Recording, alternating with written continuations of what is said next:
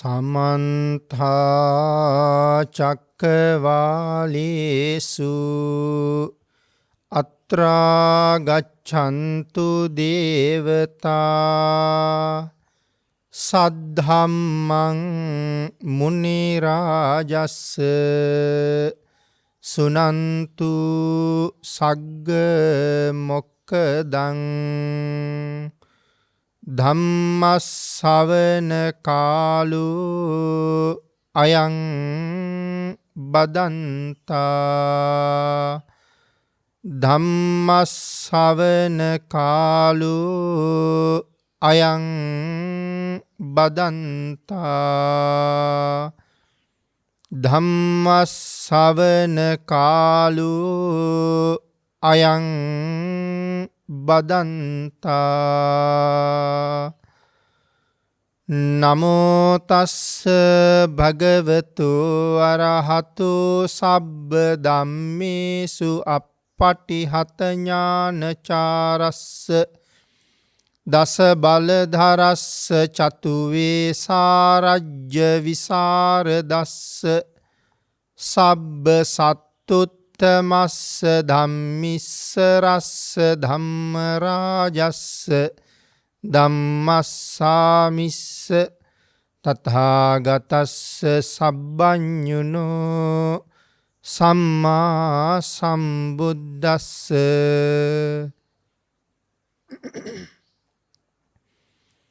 නමෝ තස්ස භගවතු අරහතු සබ්බ ධම්මේසු අප්පටිහත ඥානචාරස්ස දස බලධරස්ස චතු වේසාරජ්‍ය විසරදස්ස සබ්බ සත්තුත්තමස්ස ධම්මිස්ස රස්ස ධම්ම රාජස්ස ධම්මස්සාමිස්ස තථාගතස්ස සබ්බඤුනෝ සම්මා සම්බුද්දස්ස නමෝ තස්ස භගවතු අරහතු සබ්බ ධම්මේසු අප්පටිහත ඥානචාරස්ස දස බලධරස්ස චතු වේසාරජ්‍ය විසරදස්ස සබ්බ සත්තුත්තමස්ස ධම්මිස්ස රස්ස ධම්ම රාජස්ස ධම්මස්සාමිස්ස තථාගතස්ස සබ්බඤුනෝ සම්මා සම්බුද්දස්ස සද්ධර්ම ශ්‍රාවක කාරුණික ගුණගරුක බෞද්ධ පින්නතුනි බොහෝම ශ්‍රද්ධාවෙන් යුක්තව සියලු දෙනාම සූදානම් වෙන්නේ තිලෝගුරු ශාන්තිනායක සම්මා සම්බුදුරජාණන් වහන්සේ විසින් ලෝක සත්වයන් පිළිබඳව අසීමිත දයාවෙන් කරුණාවෙන් මෛත්‍රියෙන් යුක්තව අවබෝධ කරගෙන දේශනා කොට වදාළ පරම ගම්බීර වූ ශ්‍රී සද්ධර්ම රත්නයෙන් අබමල් රේණුවකටත් වඩා අඩු බොහෝම පුංචි කොටසක් දේශනා කරවගෙන ධර්ම ගෞරවය පෙරදරි කරගෙන දේශනාගත ධර්මයේ ශ්‍රවණය කරන්නත්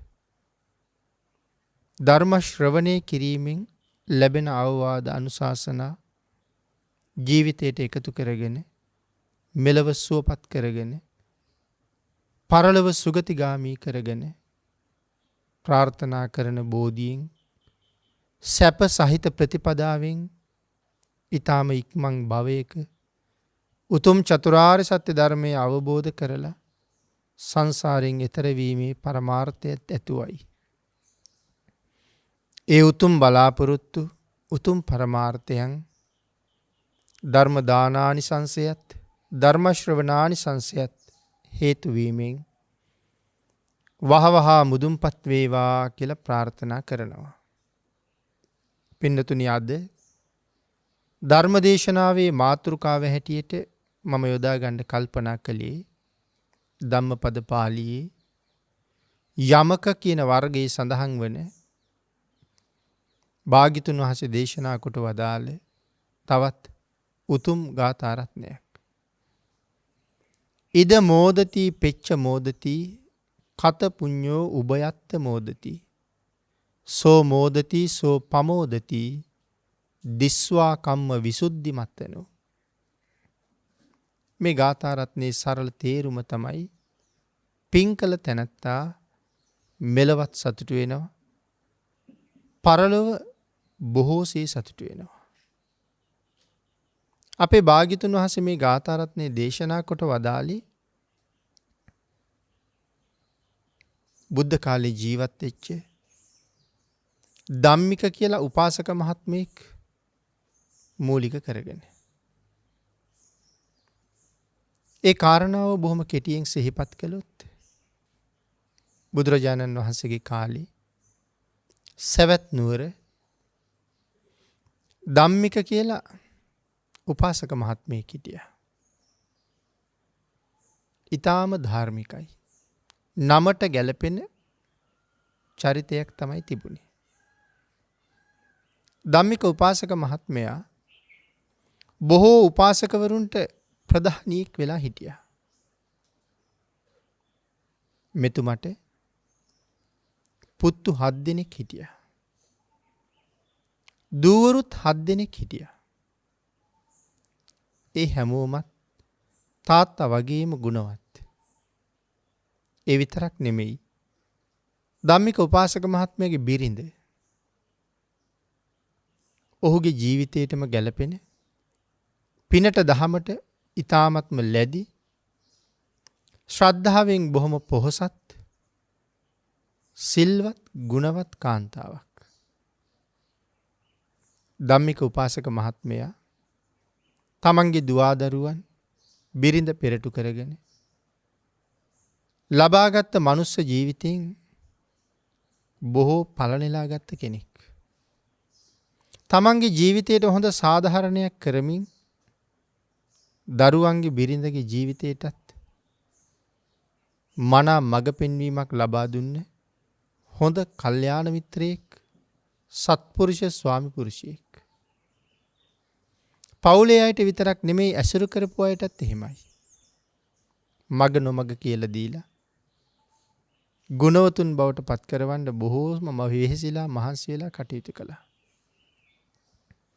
මහා ධනයක් තිබිච්ච කෙනෙක් නෙමෙයි. හැබැයි ධනයට වඩා ඔහුගේ ගුණය විශාලයි. දන් දෙන්න, ගුණ පුරන්න හරීම කැමැති.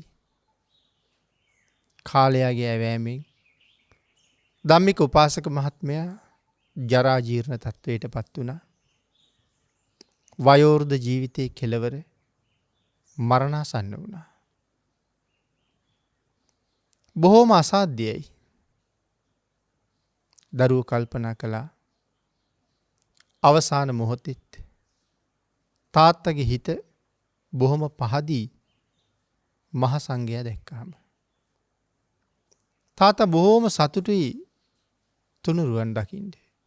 කියන්නේ භාග්‍යතුන් වහන්සේ දකින්න, සංඝ රත්නය දකින්න බොහෝම කැමතියි. ඉතින් තාත්තගේ ඉල්ලීමත් එක්ක භික්ෂූන් වහන්සේලා වැඩමවගෙන ආවා. 12 නමක් විතර වැඩියා. උපාසක මහත්මයාගේ යහන වටේට භික්ෂූන් වහන්සේලාට අසුන් පනවලා තිබුණා. භික්ෂූන් වහන්සේලා ආසනවල වැඩ ඉඳගෙන ධම්මික උපාසක මහත්මයාට කතා කළා. හොඳට සිහි කල්පනාව තිබුණා. භික්ෂූන් වහන්සේලා අහනවා මේ වෙලාවේ කුමන දේශනාවක් අහන්න කැමතිද කියලා. ධම්මික උපාසක මහත්මයා කියනවා ස්වාමීනි සතිපට්ඨාන දේශනාව අහන්න මං කවදත් කැමතියි. සතිපට්ඨාන සූත්‍රයේම දේශනා කරනසේක්වා කියලා. භික්ෂුන් වහන්සේලා සූත්‍ර දේශනාව ආරම්භ කළා. පින්නතුනි මේ වෙලාවේ උපාසක මහත්මයාට ගති නිමිති පහළ වුණා. බොහොම පින් කරපු සිල් රැකපු කෙනෙක්. සුගතිගාමී උපතකට පාර පෑදිලයි තියෙන්නේ. ඉතින් උපාසක මහත්තයා දකිනවා දිව්‍ය ලෝක 6ෙම දෙවියෝ ඇවිල්ලා. ඒ දෙවියෝ මහා කලබලයක්. ඔවුන් කියාගන්නවා අපි තමයි ධම්මික වරන් යන්නේ. අනිත් දෙවියෝ කියනවා නෑ අපේ දිව්‍ය ලෝකෙටයි එක්ක යන්නේ. තවත් කණ්ඩායමක් කියනවා ඔය දෙගොල්ලම නෙමෙයි. අපේ දෙව්ලොවට තමයි ධම්මික සුදුසු. මේ විදිහට දෙවියන් අතර කලබලයක්. ඉතින් ඔය අතරේ ධම්මික උපාසක මහත්මයා මේ කාරණාව දකිනවා. දැකලා ධම්මික උපාසක මහත්තයා අත ඔසවලා අතින් හස්ත සංඥාවක් කරනවා මදක් ඉවසන්න. මම බණ අහනවා. එන්න මේ දේශනාව ඉවර වෙනකන් ඉවසන්න කියලා. ඒ හස්ත සංඥාව දැකපු භික්ෂූන් වහන්සේලා කල්පනා කළේ මේ පිරිත නවත්තන්න කිව්වා කියලා. සතිපට්ඨාන සූත්‍ර සජ්ජහායනාව නතර කරන්න කිව්වා කියලා තමයි හිතුවේ. ඒ නිසා ඔය අතරේ භික්ෂූන් වහන්සේලා දේශනාව නතර කළා. උන්වහන්සේලා නැගිටලා වැඩියා. ධම්මික උපාසක මහත්තයාගේ දරුවෝ මේ වෙලාවේ ටිකක් කලබල වුණා. අපේ තාත්තා බොහෝම පින් කරගත්ත සිල් ගුණ පුරාගත්ත කෙනෙක්. තාත්තා දැන් මරණාසන්නයි. දැන් තාත්තා මරණයට බයි පිරිත නවත්තන්න කීවා. ඒක මහා අපරාධයක්. මොකද්ද මේ වුනේ කියලා. දරුවෝ සියලු දෙනාම හඬමින් වැළපෙමින් තාත්තා ගාවට ලං වුණා. ඒ වෙලාවේ නැවත පියවි සිහියට ඇවිල්ලා ධම්මික උපාසක මහත්තයා අහනවා ඇයි යන්නන්නේ? කොයි ස්වාමින් වහන්සේලා? ඔවුන් සඳහන් කළා ඇයි තාත්තේ? තාත්තා දැන් ස්වාමින් වහන්සේලාට කීවනේ පිරිත නවත්තන්න කියලා. උන්වහන්සේලා වැඩි ආපහු. ඒ වෙලාවේ උපාසක තැන කියනවා පුතේ මං පිරිත නවත්තන්න කියලා කීවේ නෑ. මං හස්ත සංඥාවක් කළේ දෙවියන්ට. මදක් ඉවසන්න කියලා මම දෙවියන්ට තමයි අතින් කීවේ. මොකද පුතේ මම එක්ක යන්න දිව්‍ය ලෝකෙන් ඇවිල්ලා. ඉතින් මට බණ ටික අහන්න ඕන නිසා තමයි මං ඒ ඇයිට නවතින්න කීවේ. ඒ වුණාට පින්නතුනි දරුවෝ මේක පිළිගන්නේ නෑනේ. අද අපි අතර ඔහොම සිද්ධියක් වුණත් එහෙම්මමනේ. ඉතින් ඒ නිසා දරුවෝ කල්පනා කළා මේ තාත්තට අන්තිම මොහොතේ සිහිය මද වෙලාද? තාත්තා නිකන් දොඩවනවා වගේද කියලා. උපාසක මහත්තයා කියනවා නෑ. මට කිසිම සිහිමද බවක් නෑ. මං ඊ타මත්ම හොඳ සිහියෙන් ඉන්නේ. මරණ බයකුත් මට නෑ. මම බොහොම සතුටින් ඉන්නේ. මරණය ඕනම වෙලාවක මා සොයාගෙන ආපු ආවේ. මට ඒක දුකට වේදනාවට කාරණාවක් නෙමෙයි. මගේ ජීවිතේ ඇති වෙන්න මම පින් කරගත්ත කෙනෙක්. ඒකාන්තයෙන් මං සුගතිගාමි වෙන කෙනෙක්. නමුත් මේ දෙවියෝ ඇවිල්ලා කියලා කීවට දරුවන්ට ඒක පිළිගන්න බැරි නිසා ධම්මික උපාසක මහත්මයා කියනවා එහෙනම් මට අරන් එන්නකෝ සමන් මල් මාලය. දෙවියෝ වැඩලා බව මම ඔබලට පෙන්වන්නම් කියලා. සමන් මල් මාලයක් ගෙනලා දුන්නාම ධම්මික උපාසක මහත්තයා දරුවන්ට කියන ওই මල් මාලේ විසි කරන්න අහසට කියලා. ළමයි ශක්ති ප්‍රමාණයෙන් මල් මාලේ ඉහළට විසික්කා. දැන් මේ මල් මාලේ අහසේ එල්ලෙනවා. රැඳුන තැනක් අල්ලගත්ත කෙනෙක් කවුරුවත් පේන්නේ. හිස් අහසේ මේක රැඳෙන්න තැනකුත් නැහැ. උපාසක මහත්මයා කියනවා මම යන දිව්‍ය ලෝකෙන් තමයි ওই මල් මාලේ අල්ලගෙන ඉන්නේ. දැන් විශ්වාසද කියලා දරුවන්ගෙන් ඇහුවා. මුලින් දරුවන්ගෙන් අහනවා දිව්‍ය ලෝක අතරේ සැපවත්ම දිව්‍ය තලයේ මොකද්ද කියලා. ඉතින් ඔවුන් සඳහන් කළා දිව්‍ය ලෝක අතරේ තුසිත භවන හරි උතුම් දෙව්ලොවක්. ඉතින් ඒ නිසා උපාසක මහත්මයාගේ හිත තුසිතේ තමයි පිහිටන්නේ. තුසිත දෙවියෝ තමයි මල් මාලේ අල්ලගෙන ඉන්නේ. දරුවන්ට කරුණු සඳහන් කරලා. ධම්මික උපාසක මහත්මයා ඊටාම සිහියෙන් මෙලොවින් සමු අරගෙන නින්දෙන් ඇහැරුණා වගේ තුසිත භවනි පිහිටියා. ඉතින් මේ කාරණාව පදනම් කරගෙන තමයි බුදුරජාණන් වහන්සේ මේ ගාථා රත්නය දේශනා කරන්නේ. මොකද භික්ෂූන් වහන්සේලා දේශනාව මග නවත්වලා වැඩියනේ. ඉතින් කරුණු කාරණා අහපුවාම භික්ෂූන් වහන්සේලා භාග්‍යතුන් වහන්සේට සඳහන් කළා මෙහෙමයි ස්වාමීනි අපිට දේශනාව නවත්තන්න කිව්වා. ධම්මික උපාසක බොහොම පින් කරගත්ත කෙනෙක්. නමුත් අවසාන වෙලාවේ මරණයට බය වුණාද කියලා. ආන් මේ ප්‍රශ්නෙටත් උත්තර දෙමින් තමයි මේ ගාථා රත්නය දේශනා කොට වදාළේ.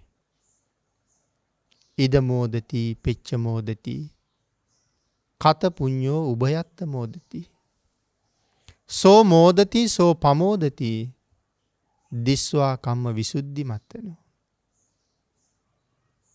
පින්නතුනි අපි මෙහි ධර්මාර්ථය ටිකක් සාකච්ඡා කළොත් සූත්‍රයේ අදහස අපි බොහොම කෙටියෙන් මුලින් සිහිපත් කළා. ඉද මෝදති පෙච්ච මෝදති කත පුඤ්ඤෝ උභයත්ත මෝදති. පින් කළ තැනැත්තා මෙලවත් සතුටු වෙනවා පරලොවත් සතුටු වෙනවා. එතකොට මොකද්ද මේ කත පුඤ්ඤෝ කියලා කියන්නේ? කළ පින් ඇති තැනැත්තා. කත පුඤ්ඤ කියලා කියවේ එකයි කළ පින් ඇති තැනැත්තා. ශ්‍රද්ධාවන්තයා. කොහොමද පින් කරලා තියෙන්නේ? ලෝභය, ද්වේෂය, මෝහය. ත්‍රිවිධ අකුසල කර්මයන් යටපත් කරගෙන මනාව පින් සිද්ධ කරලා තියෙනවා. ලෝභය නැති තැන තියෙන්නේ මෛත්‍රිය. ලෝභය නැති තැන තියෙන්නේ දානය. ද්වේෂය නැති තැන තියෙන්නේ මෛත්‍රිය. මෝහය නැති තැන තියෙන්නේ ප්‍රඥාව. මෛත්‍රී සිතින් නිරන්තරයෙන් පින්කම් කරලා තියෙනවා.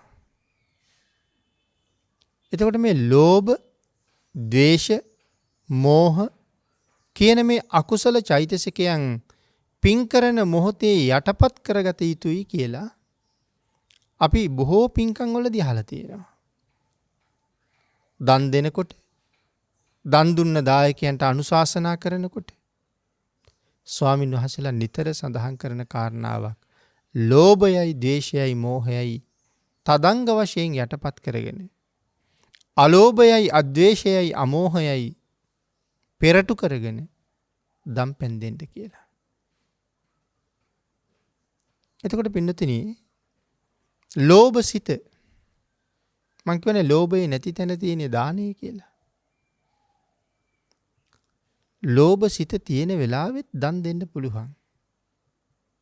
නමුත් එහෙම දෙන දාණයෙන් මහත්ඵල මහානිසංසදායක කුසල් ලැබෙන්නේ නැහැ. අත්හැරලා තමයි දෙන්න ඕනේ. ලෝභය තියෙනවා නම් තාම අත්හැරලා නැහැ.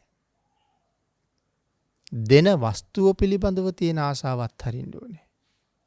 මහ බෝසත්වරු අත්හැරියා වගේ සාමාන්‍ය අයට අත්හරින්න බෑනේ. සසර මහා පුණ්‍යවන්තයෝ අත්හැරියා වගේ අපිට අත්හරින්න බෑනේ. ඒ සංසාරේ දීර්ඝ කාලීනව ප්‍රගුණ කරපු අය.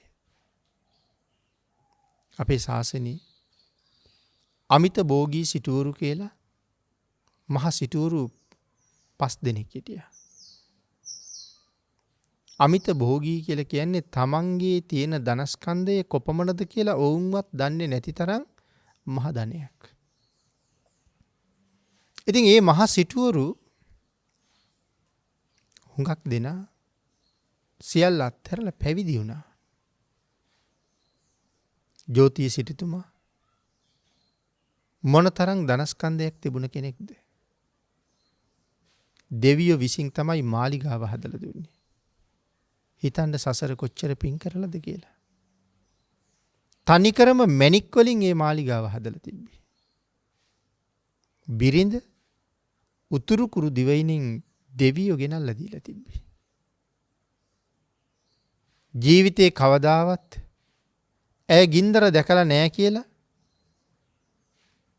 සිටුතුමා විසින්ම බිම්බිසාර රජුරවන්ට වරක් ප්‍රකාශ කරනවා.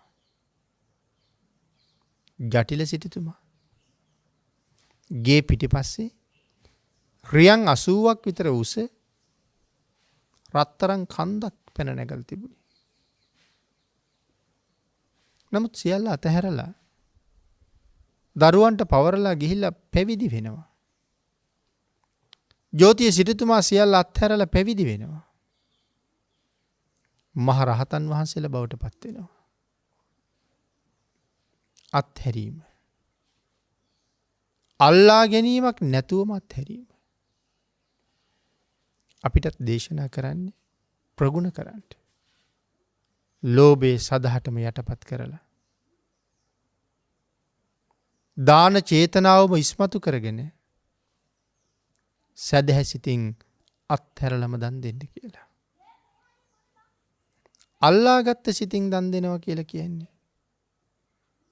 සමහර අයට දුන්නත් අත්හරින්න බැරි අය ඉන්නවා. දුන්නත් අහනවා කෝ අපි පූජා කරපු එක.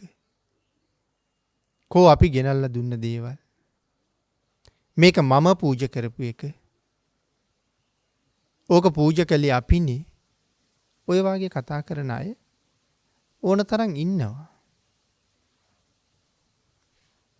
සමහර වෙලාවට ගහිත චිත්ත අල්ලා ගත්ත සිතින් දන් දෙනවා. ඒකට කියන්නේ ගහිත චිත්තයෙන් දන් දෙනවා කියලා. ඉතින් මහත්ඵල මහානිසංස නැහැ. ඊළඟට පින්නතුනි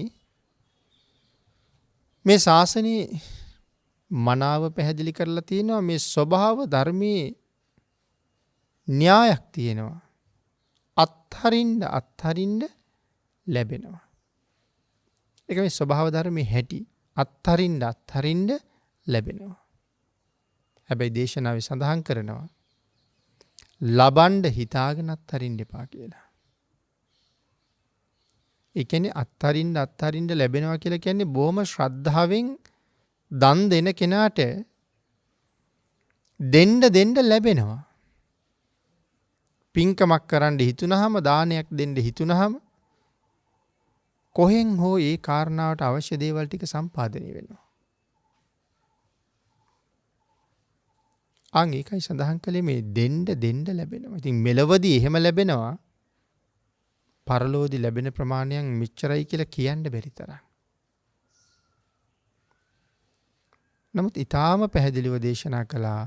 නමුත් දෙන්න ලැබෙනවා නම් ලැබීමේ චේතනාව තියාගෙන දෙන්න එපා කියලා. අත්හැරලා දෙන්න. ලැබීමේ චේතනාව තියාගෙන දෙනවා නම් ලැබෙන්නේ නැහැ. මොකද අත්හැරලා නැහැ.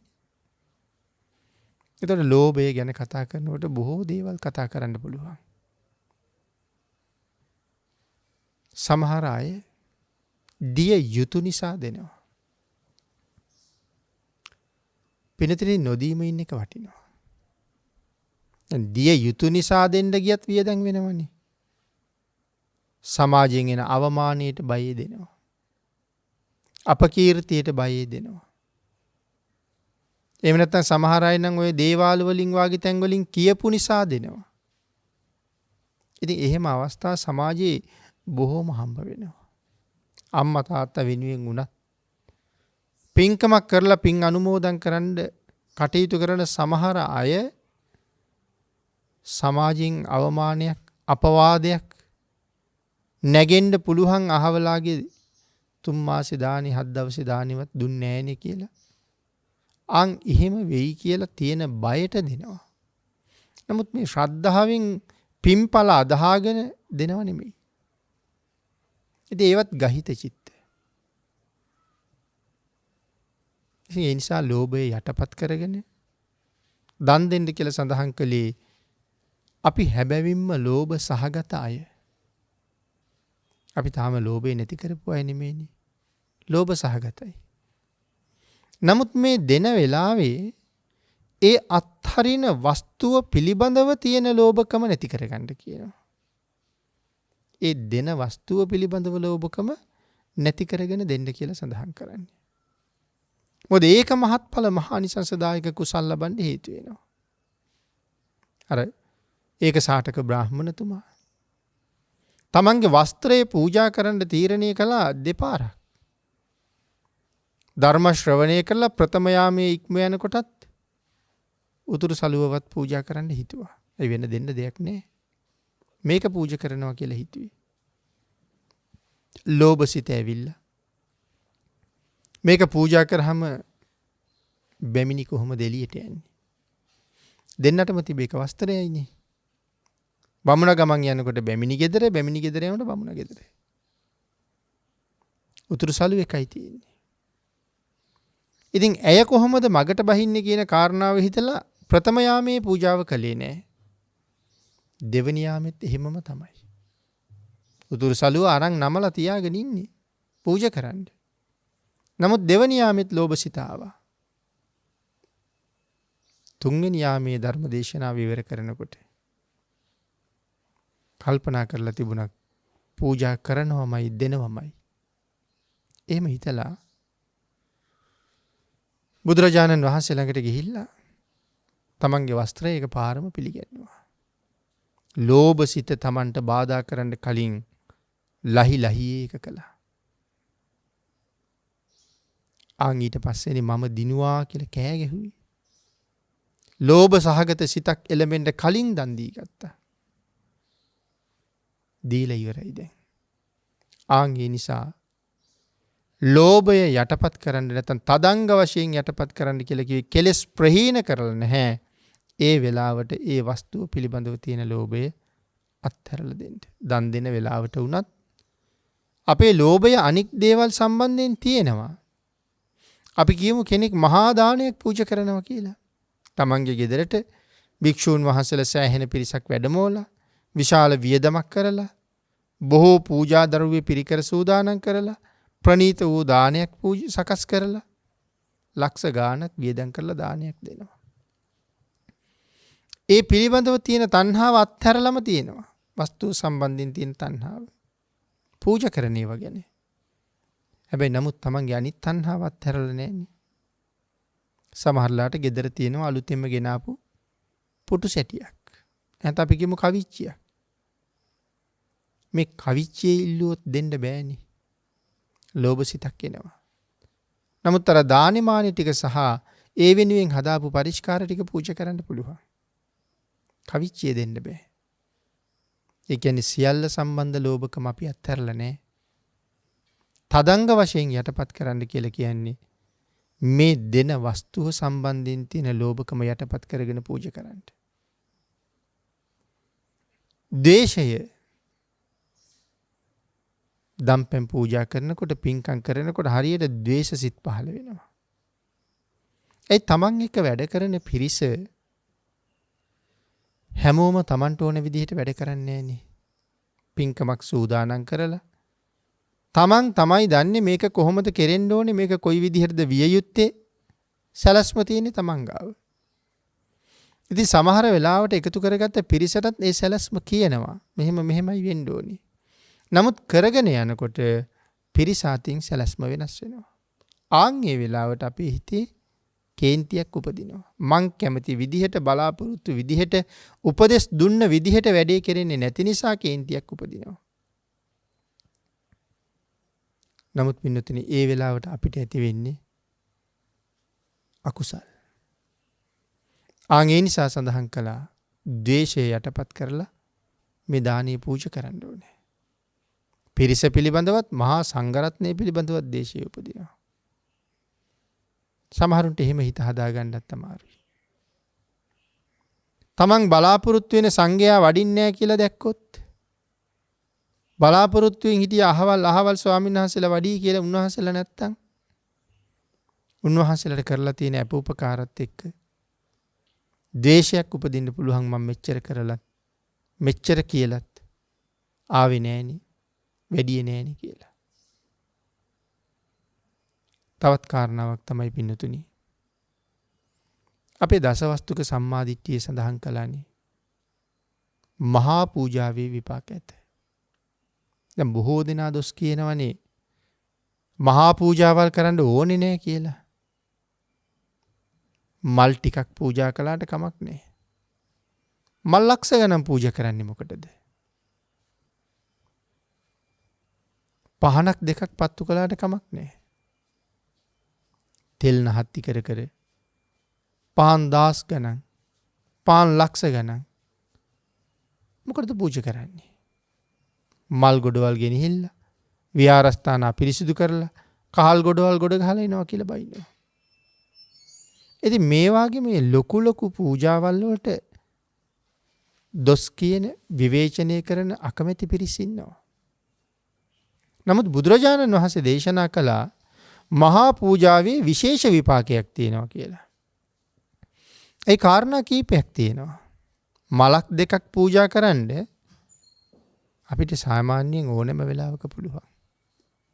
වැඩට යන ගමන් සමහර වෙලාවට පාරායිනේ තියෙන බුදු කුටියක් ගාව නතර වෙලා මල් කීපයක් කඩාගෙන ගිහලා පූජා කරන්න පුළුවන්. ලොකු අත්හැරීමක් නෑ පින්නතුනි එතන. නමුත් හිතන්නකෝ මල් 1000ක් ලක්ෂයක් පූජා කරන්න හිතුවා කියලා. කොච්චර අත්හැරීමක් කරන්න ඕනේද? එදිනෙදා තමන්ගේ ලෞකික කටයුතු සඳහා යොදන කාලයත් හරින්න ඕනේ. රැකියාවකට යන කෙනෙක් රැකියාවේ නිමාඩුවක් ගන්න සිද්ධ වෙනවා. එදා දවස් අත්හරින්න සිද්ධ වෙනවා. වැඩිපුර වියදම් කරන්න සිද්ධ වෙනවා. බොහෝ දේවල් අත්හරින්න ඕනේ. ඉතින් ඒ අත්හැරීම තුළ මහ කුසලයක් තියෙනවා. ඒතකොට තමන් එක්ක ඉන්න පිරිස අතින් අඩුපාඩු වෙනකොට ඉවසන්න පුරුදු වෙන්න ඕනේ. කාරුණික වෙන්න ඕනේ. මෛත්‍රී පාරමිතාව වැඩෙනවා. මේ විදිහට කරුණු බොහෝමයක් දක්වලා දේශනා කරනවා මහ පිංකම් කරනකොට පාරමිතා වැඩෙනවා කියලා. මහ බෝසත්වරු පිංකම් කරපු හැටි. මල් පූජා පහන් පූජා කරලා තියෙන හැටි. සමහර බෝසත්වරු තමන්ගේ ඇඟටම ගිනි තියාගෙන පූජාව කරලා තියෙන්නේ. ආලෝක පූජාව.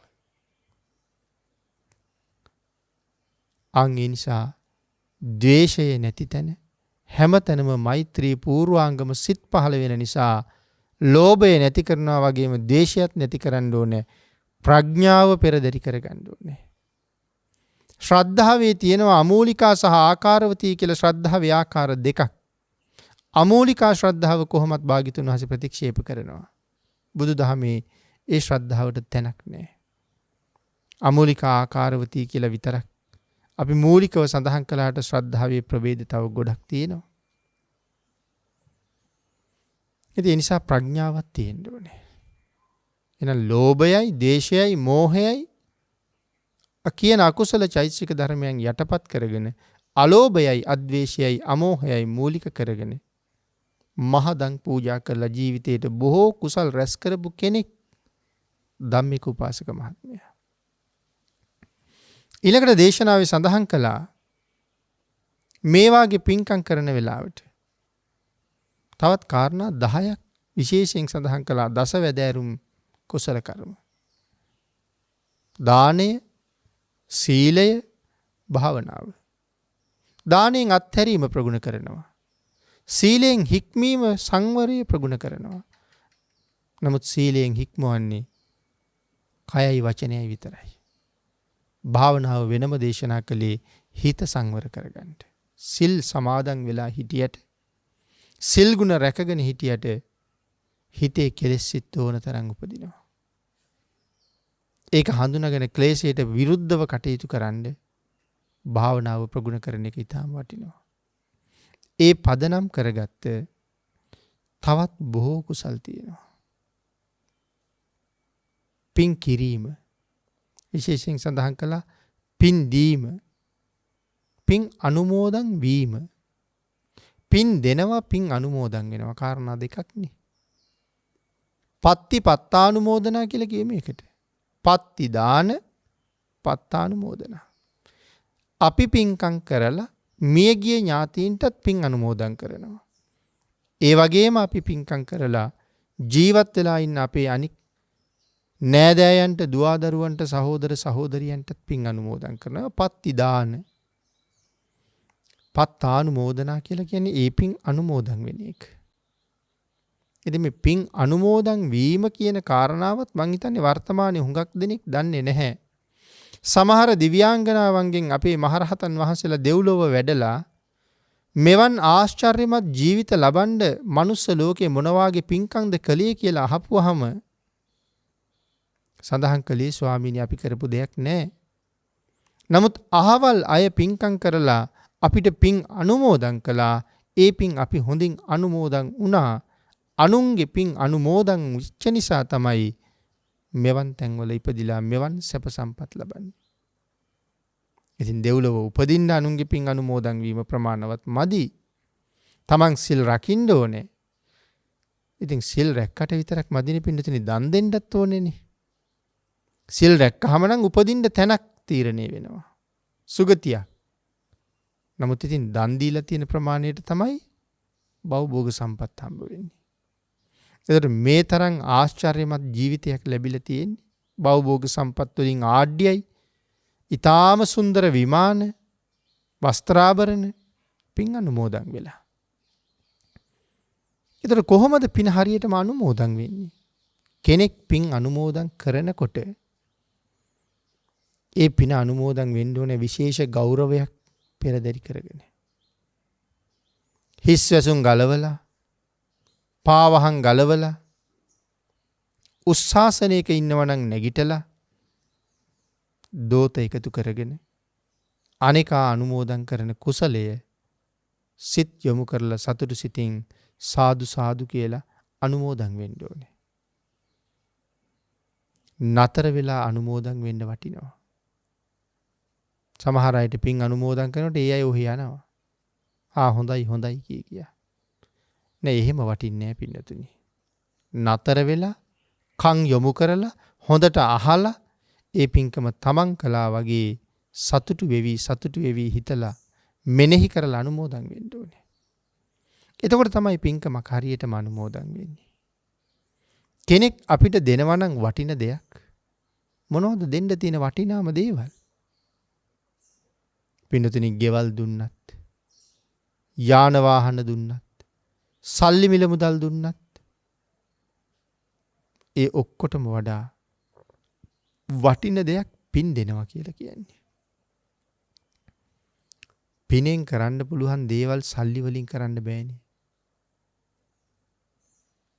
මුදල් කොච්චර දුන්නත් කවදා හරි මෙහෙන් යනකොට ඒව මෙහෙ තියලා යන්න වෙනවා.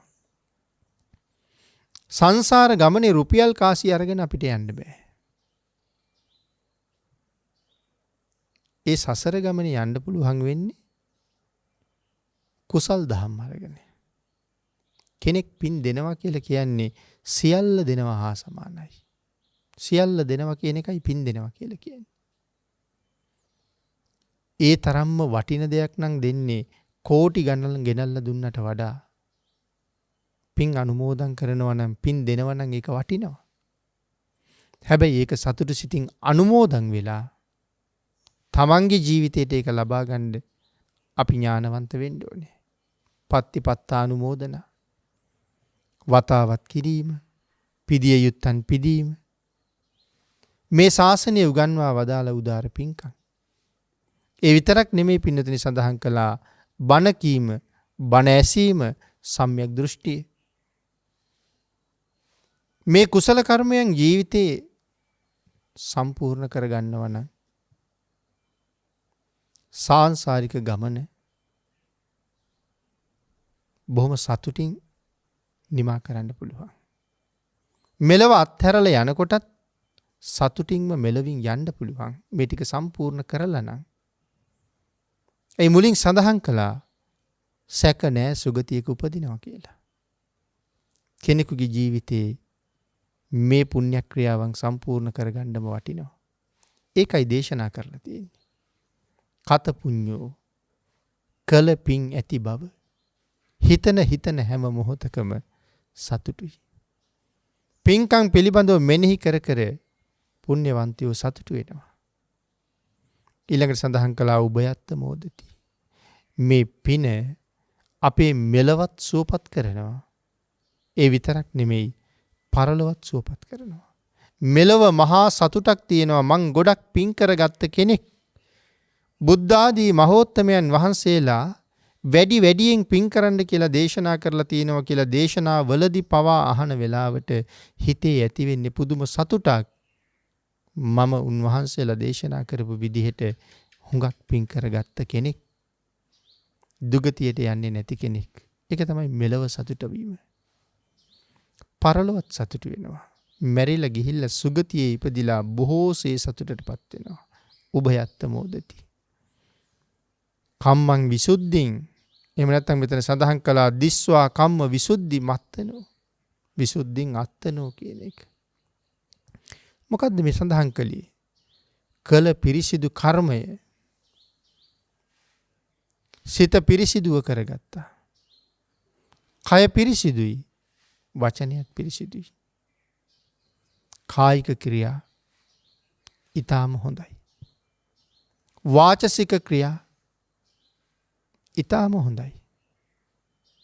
මානසික ක්‍රියාත් එහෙමමයි. සිතවිලි ටිකක් පිරිසිදුයි. ලෝභ ද්වේෂ මෝහ අයින් කරලා නැත්නම් රාග ද්වේෂ මෝහ අයින් කරලා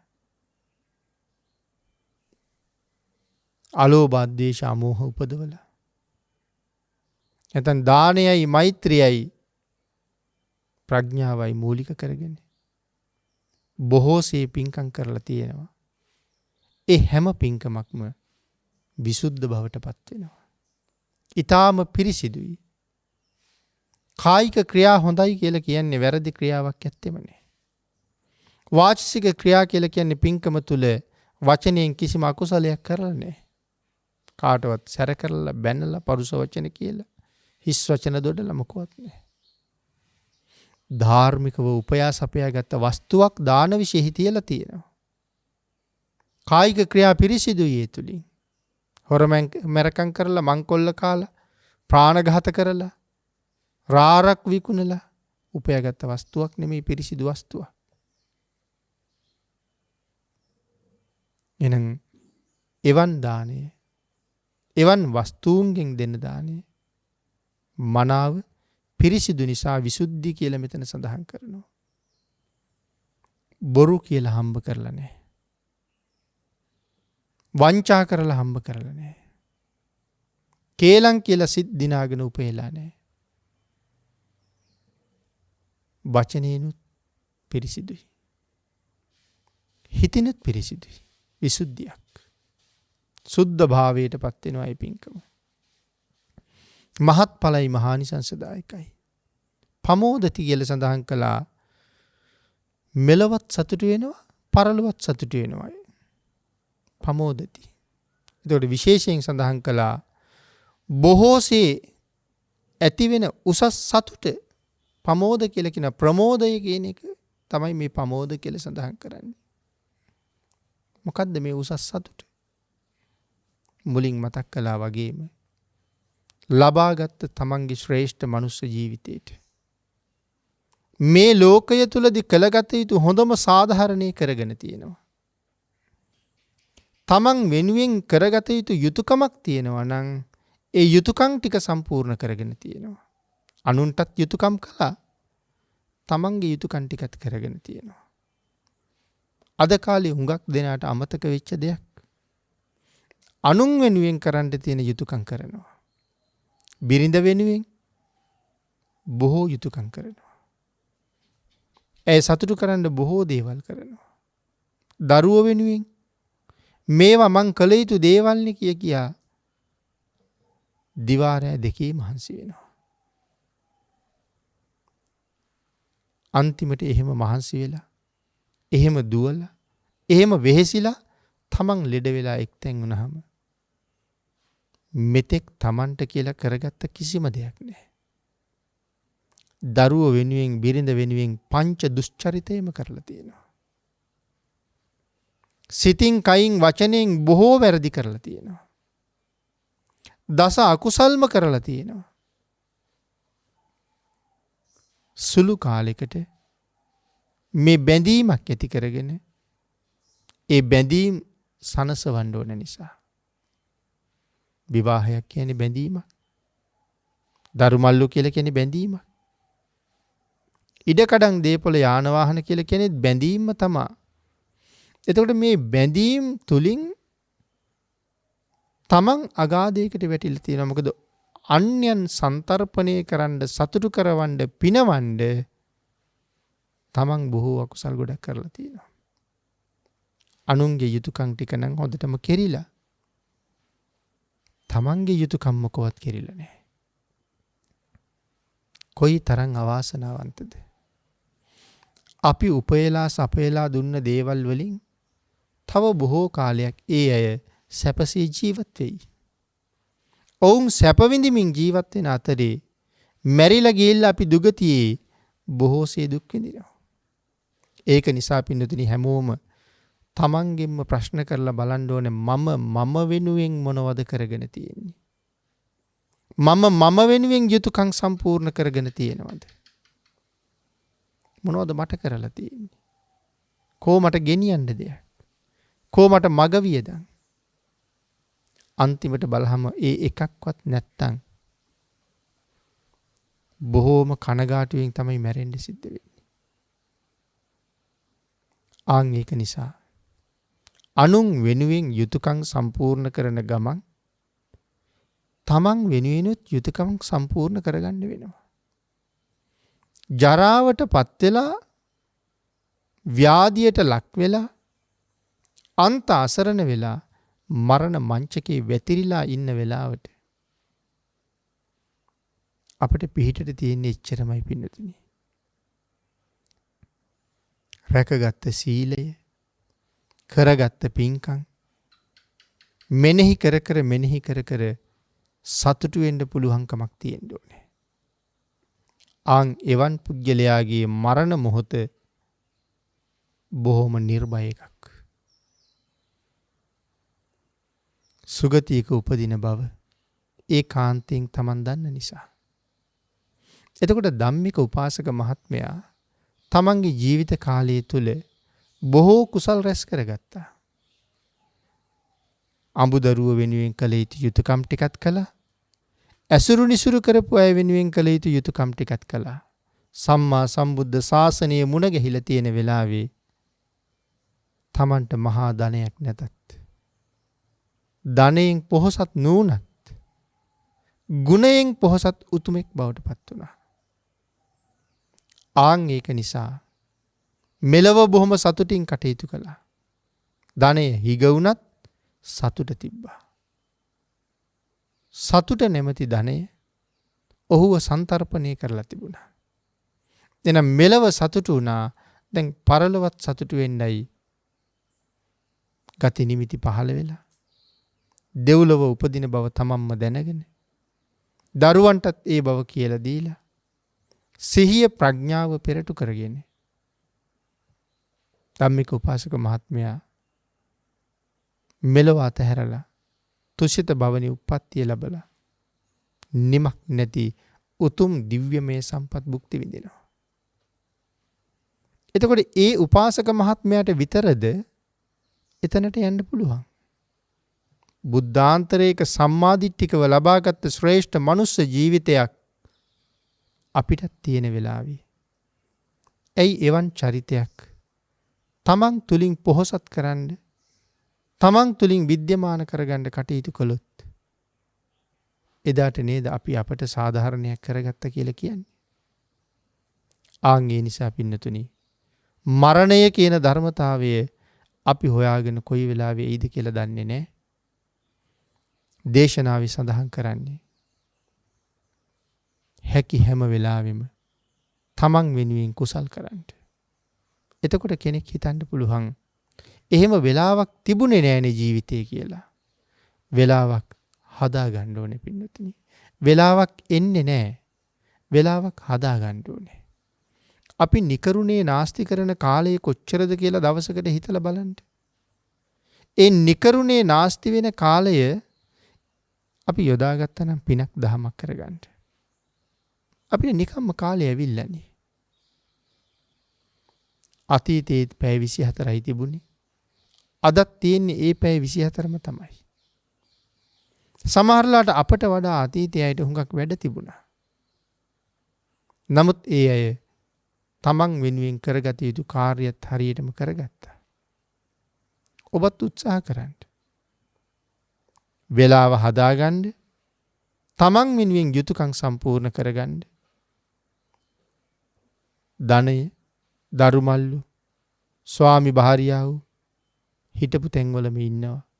අපි විතරක් ඔවුන් ඔක්කොමත් හැරලා මෙලවින් දවසක පිටත් වෙලා යනවා. නමුත් අර ධනයවත් මේ දරුමල්ලුවත් තනියට එක්ක යන්න බෑ. ඒ සියල්ල ලෝකයට බාර කරලා අපිට යනකොට ගෙනියන්න තියෙන්නේ අපි කරගත්ත කුසල් දහම් විතරයි.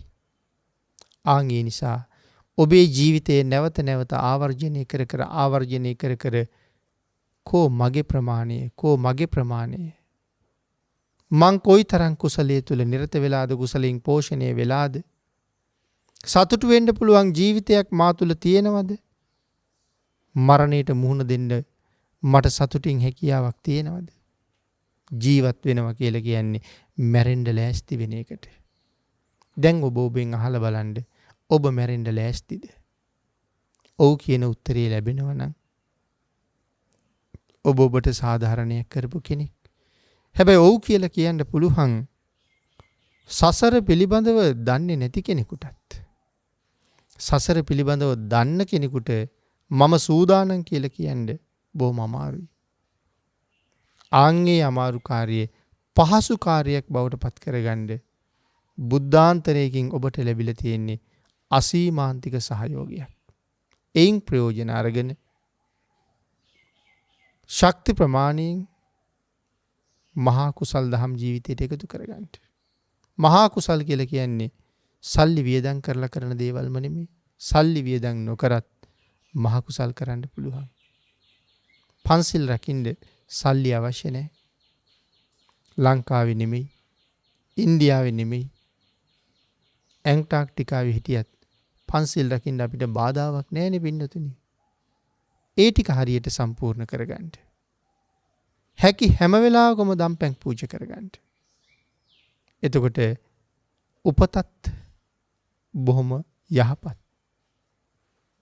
ඒ උපන්න ජීවිතෙත් හරි සමෘද්ධමත්.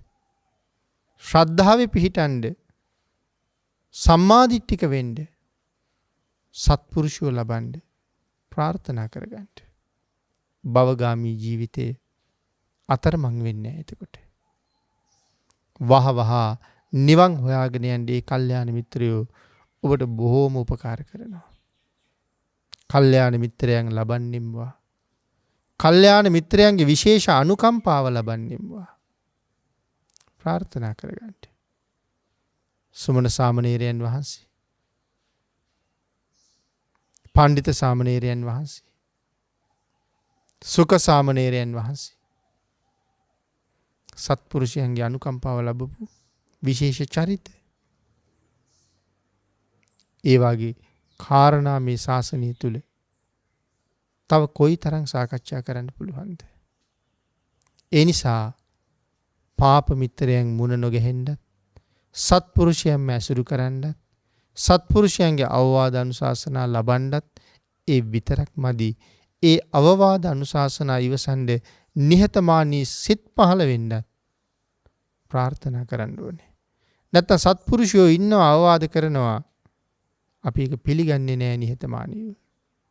අවවාදයට කැමති වෙනවා. ඒ නිසා මේ සසර ගමනේ බොහොම අවබෝධයෙන්ම යා යුතු ගමනක්. ඒ අවබෝධය ඔබ තුලත් ප්‍රගුණ කරගෙන, ඔබට මෙහෙවරක් කරගෙන සතුටු වෙන්න පුළුවන් ජීවිතයක් මෙලව ගත කරලා සතුටින්ම මෙලවින් සමුගන්න පුළුවන් ජීවිතයක් පෝෂණය කරගන්න රත්නත්‍රයේ ආශිර්වාදයෙන් ඔබට ශක්තිය, ධෛර්යය, භාග්‍ය, වාසනාව උදා වේවා කියලා ආශිර්වාද කරනවා. පින්නතුනි, අද මේ ධර්මදේශනාවේ දායකත්වයේ දරනු ලබන්නේ උතුම් වූ ධර්මාවබෝධයේ පිණිසම මේ කුසල් හේතු වේවා කියන චේතනාවෙන් රත්මල වින්නේ පදිංචි පද්මා මොළමුණේ මහත්මිය විසින්. උතුම් අරමුණ හැටියට එමෑණියන් සිහිපත් කරනවා. දේශකයන්න් වහන්සේට චිරාත් කාලයක් සම්බුද්ධ ශාසනය වෙනුවෙන් මෙහෙවරක් සිද්ධ කරන්නත් උතුම් තුනුරුවන්ගේ ආශිර්වාදයෙන් චිරජීවනය ලබන්නත් මේ උතුම් කුසල කර්මයේ ආනුභාවයෙන් නිදුක් නිරෝගී භාවයේ චිරජීවනය ලබන්නත් මේ සියලු කුසල් හේතු වාසනා වේවා කියලා අපටත් ආශිර්වාද කරලා තියෙනවා. දැනට රෝගී තත්ත්වයේ සිටින ධර්මදාස මොළමුණේ මහත්මයාට නිදුක් නිරෝගී දීර්ඝායුෂ ලැබේවා කියලා ආශිර්වාද කරනවා. පද්මා මොළමුණේ මහත්මියගේ සහ ධර්මදාස මොළමුණේ මහත්මයාගේ මියගිය පවුලේ සියලුම ඥාති හිත මිත්‍රාදීන්ට උතුම් වූ ධර්ම දානමය කුසලයෙන් ජනිත වන්නා වූ පුණ්‍ය ධර්මයන් අනුමෝදන් වෙත්වා. උතුම් වූ නිර්වාණ අවබෝධයේ පිණිසම මේ සියලු පුණ්‍ය ධර්මයන් හේතු වාසනා වේවා කියලා මොළමුණේ මාතාව විසින් ප්‍රාර්ථනා කරලා තියෙනවා.